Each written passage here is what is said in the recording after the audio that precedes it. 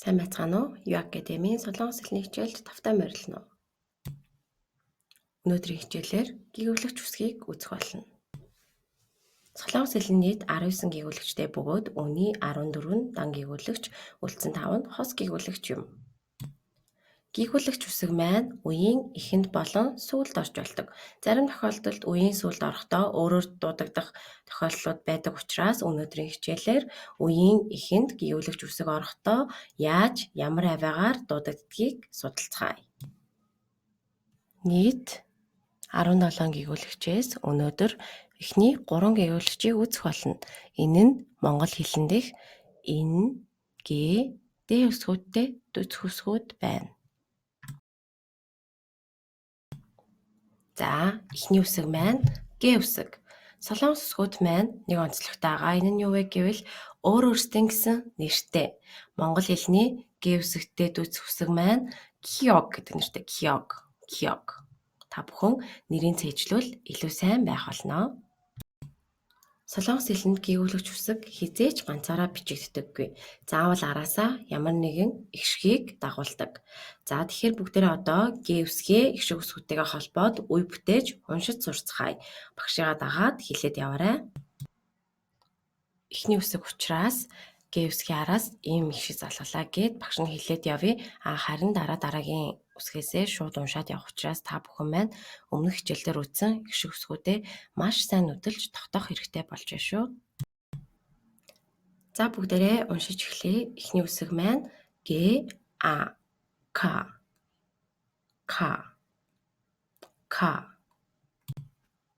гэ, я, кя,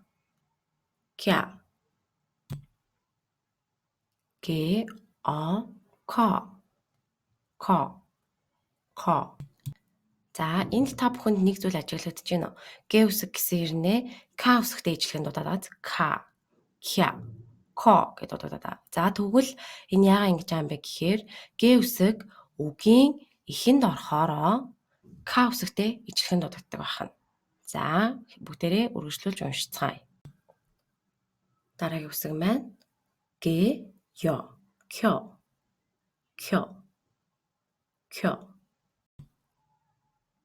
гэ, о, ко. гэ, 요, 쿄.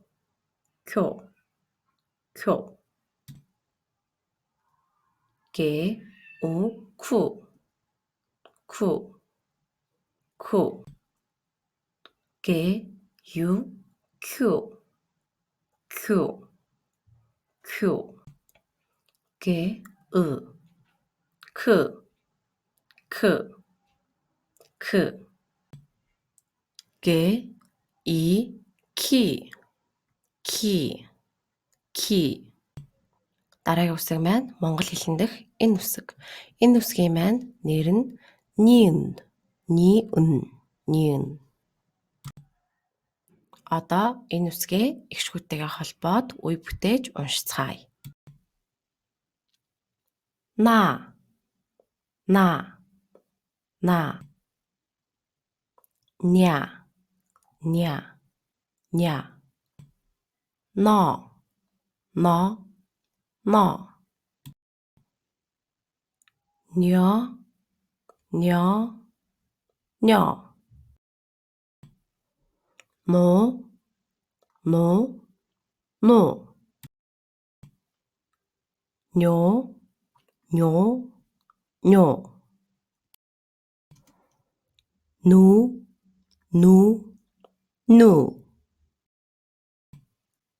노, 뇨,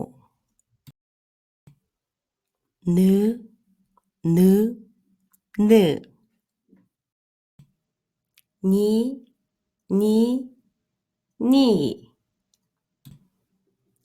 За, өнөөдөр үзэх сүүлийн үсэг маань монгол хэлэн дэх дэ үсэг байгаа. Дэ үсгийн маань солонгос нэр нь тигэд.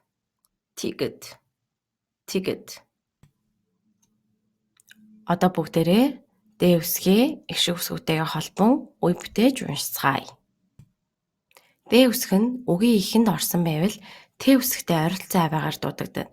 Гэхдээ нэг анхаарах зүйл нь яг Т үсгээр дуудагдахгүй хэлээ хоёр шүднийхаа завсраар баг зэрэг хавчуулаад Т иймэрхүү маягтай дуудагдах байгаа. Та, та, та. Дя, дя, дя. То, то, то. Тё, тё, тё. Ту, ту, ту. Тю, тю, тю.